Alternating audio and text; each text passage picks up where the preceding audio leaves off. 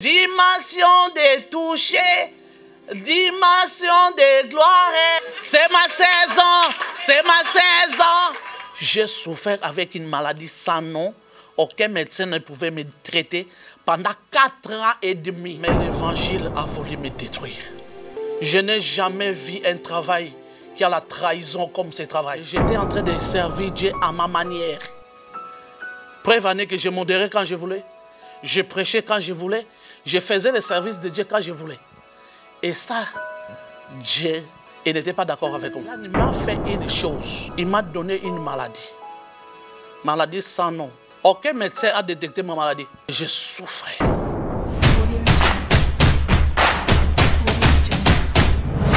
Bien-aimé dans le Seigneur, je me souviens encore quand cette église a commencé sur Luxembourg. Je suis une personne que Dieu m'a créée un peu exceptionnelle. J'aime les gens, j'aime que les gens soient bien. Mais l'évangile a voulu me détruire. Je n'ai jamais vu un travail qui a la trahison comme ce travail. Tu peux être avec une personne, tu rigoles avec lui, tu regardes. Mais bien aimé dans le Seigneur, ce qui parle dans son cœur contre toi, tu ne le sais pas. J'ai vu des choses auprès de cet homme. Ça fait partie de ce que ça m'a empêché de ne pas répondre à mon appel. Je me disais que si les gens se comportent comme ça vers lui, à quoi bon? Tous les deux que nous puissions se retrouver dans ce genre de situation. J'étais une personne que j'étais trop colérique. Mais par la grâce de Dieu, Dieu moi aussi, à mon tour, Dieu m'a doté avec le cœur de mère. Bien-aimé, la parole de Dieu nous dit, il est le Dieu qui peut te prendre en t'amenant là où toi tu ne voudras pas. Bien-aimé dans le Seigneur, Dieu nous a pris. Il y a d'autres choses, c'était pilir amer pour l'avaler. Mais parce que nous aimons Dieu, on était dans l'obligation de se cliner devant certaines réalités et de l'accepter et de l'avaler. Dimension de toucher, dimension de gloire, dimension de... Oui.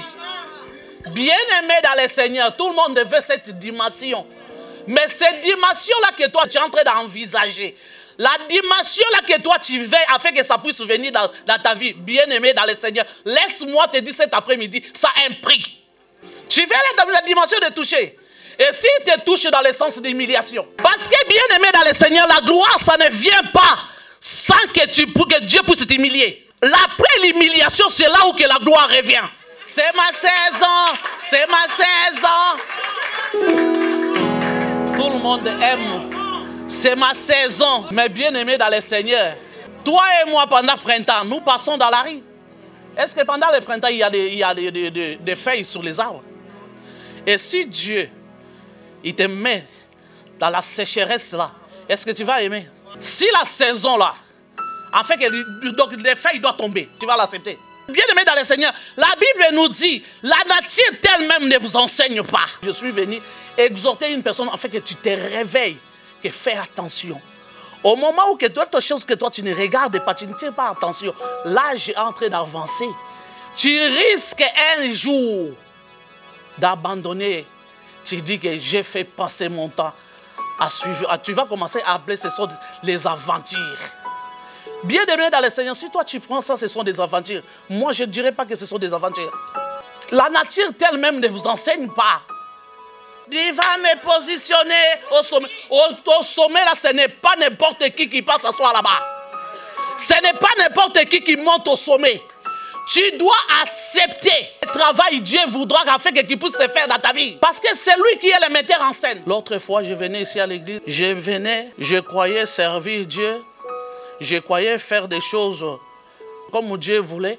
Mais j'étais en train de servir Dieu à ma manière. Preuve en est que je modérais quand je voulais. Je prêchais quand je voulais. Je faisais le service de Dieu quand je voulais.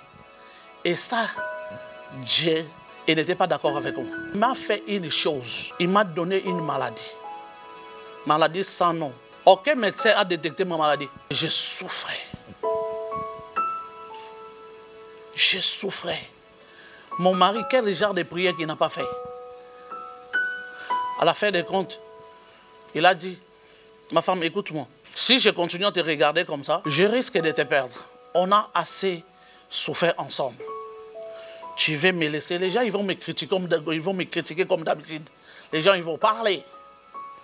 Mais j'aimerais que je puisse te dire la vérité. Ma femme, réponds à ton appel. Si tu ne réponds pas à ton appel, tu es en train de partir. Parce que Dieu ne voit pas ton utilité. Tu possèdes quelque chose de Dieu, mais tu ne veux pas servir Dieu comme Dieu il veut.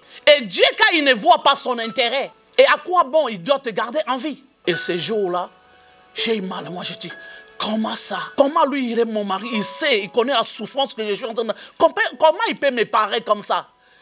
Ce n'était pas méchant de sa part, mais il fallait qu'il puisse me réveiller. Il fallait que je puisse prendre conscience, afin que je puisse, que je dise que malgré cette souffrance, me voici comme Samuel a dit. Sous les pleurs, j'étais en train de pleurer. Moi, je dis, comment il peut me parler comme ça, tandis que je suis en train de souffrir? Non, il voulait me sauver. J'ai pris ma conscience, j'ai dit, Seigneur, me voici. Et c'est ce jour-là que je me suis levé. J'ai souffert avec une maladie sans nom. Aucun médecin ne pouvait me traiter pendant 4 ans et demi à cause juste de se battre de la volonté de Dieu.